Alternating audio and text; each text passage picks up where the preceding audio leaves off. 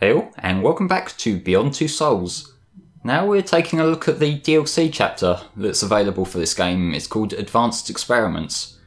And long story short, this chapter is a complete waste of time. Okay, Holmes, time for business.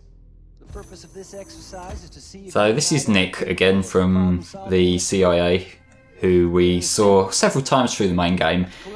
Ultimately, what this chapter is, it's a training exercise for Jodie and Aiden. There's really nothing special to it at all. Use your brain and keep your cool under pressure. The DPA's top brass have designed this training facility especially for you and Aiden. So do not let them down. I'll be in the control room, keeping track of your progress. Good luck, Recruit Holmes.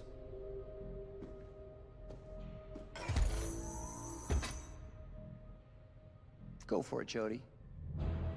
Just do your thing. And while I might say this chapter seems like a complete waste of time, somewhat ironically, I guess, this is actually the chapter that has the most gameplay of any part of the game up to this point. Basically, the entire chapter are little, I dare not use the word puzzles, but they're little exercises with Aiden's controls and things. You really don't get to play around too much. It's just to work out what the thing you're meant to do is, go do the thing, and that's basically it. But part of the reason why this comes across as so bullshit to me is this chapter alone cost £3.99, which is cheap compared to some DLC, but then you consider how much content there is to this DLC. And before I go into anything too deep, I'm going to quote something that I read about this particular piece of DLC on the European PlayStation blog. So this is officially published. It says, over the course of more than 30 minutes of gameplay, you'll determine your ability to keep an ice-cool head in high-pressure situations. Now notice the key part there, more than 30 minutes of gameplay. And let me tell you, if this takes you more than 30 minutes to complete, you are doing something seriously wrong. There is no way this will take you 30 minutes. The time limit is 30 minutes, but I think even on my very first playthrough of this chapter, it took me about 15 at most. But now, the good run, now I know what to do, it's 10 minutes just over, so I don't know where they got this 30-minute figure from. Maybe it was just an internal thing, like someone saw that there's a 30-minute time limit and just thought that must mean there's 30 minutes of content or something like that. But this is not 30 minutes worth of content, and this is not worth £4. I'm sorry, this is just not worth it at all. And to tell the truth, if I wasn't trying to go as completely in-depth for this game as I am, I wouldn't have ever bought this, because it is really not worth your money at all.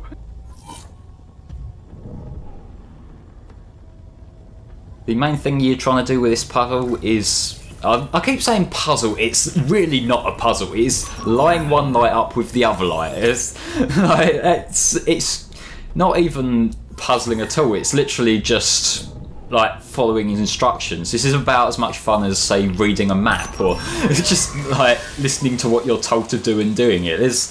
I would be giving it too much credit when I refer to it as gameplay, really. It's more gameplay than a lot of Beyond Two Souls in the fact that you are actually doing things rather than sitting back and watching cutscenes, but it's not gameplay, it's just paint by numbers.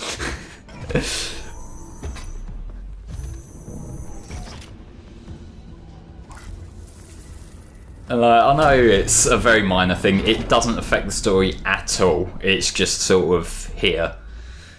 But the fact that it costs $3.99, that's why I'm ripping into it as much as I am, because, yeah. I believe this comes bundled in with the PlayStation 4 version of the game.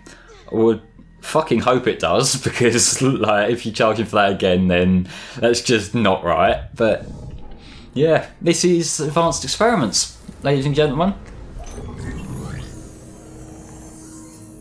In terms of the chronology, as far as I understand, at least what the wiki says, it's set between Welcome to the CIA and the Embassy.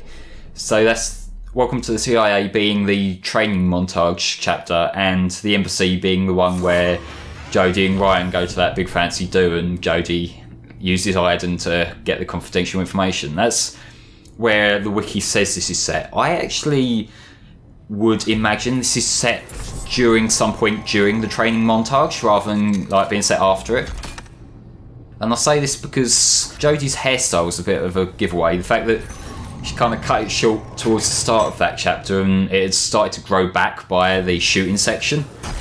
So like this is probably set between the earlier like boxing training part of the montage and the like stealth shooting, because it's at the end of the stealth shooting section where she gets credit and she gets the confirmation that she's got the position.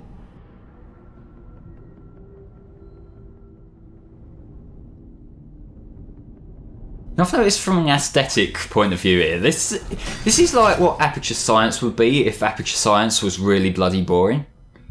It's like you got the white everywhere, and the main varying colours are blue and orange as well, like the colours of the pools. Like, man, if we had a pool gun, this would be so much more interesting here. But yay, climbing ladders. This is entertaining.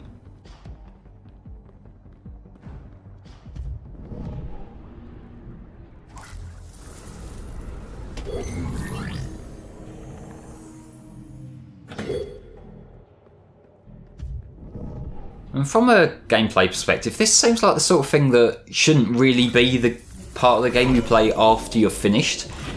This seems like the sort of thing you would have as a tutorial for using Iden's powers, because it does make you do a lot of the different movements that you learn over the course of the game, like the thing with the shoulder buttons to move around, like, and to use the twin sticks to cause an action to happen. And obviously what we're doing right now, where you've got the L1 and R1 to climb things, that's something else that you do throughout the course of the game. If they mixed this in with story so it isn't quite as boring, then this would be a reasonably decent tutorial for the game. But as for an actual thing that you would go out of your way to play after the fact, it just doesn't cut it.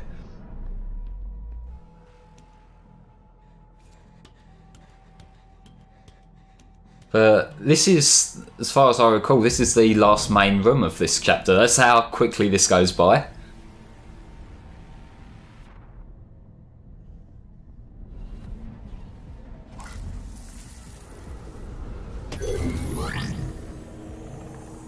And even this room's outstaying its welcome, really. We're going to be doing the same thing with these movable platforms just to get over to the other side as well. So, yeah, it's a gimmick that's cool a couple of times, but then it just feels like it's dragging on after you've done it a couple of times.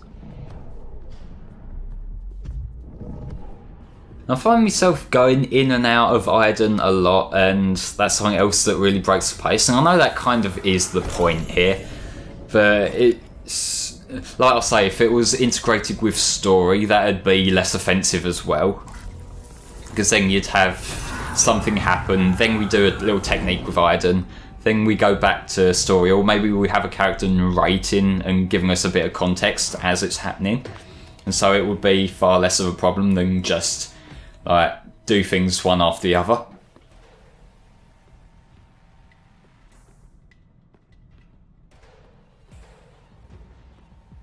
Because while it's something that I would often criticise certain games for having a story interrupt gameplay, this is the kind of game that, because it is a story game, when you're left with just the gameplay, which in the main portion only exists to move along the story, then we're missing the main meat and veg of the game.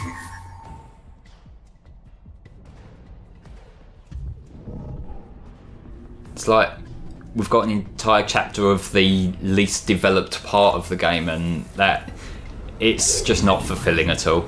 I'm trying to see some sort of positive outlook here, but there's just really no defence for this. This just really isn't a very good piece of DLC at all.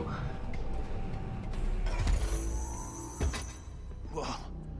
I am blown away, Jodie. I know what you can do. There is a prompt here if you are a bit slow that here, like, say you can do better or something along them lines, and I can't remember if it prompts you to go back through it there and then, or whether it just like counts as a finish anyway, but either way, like, if you do it quickly you get this.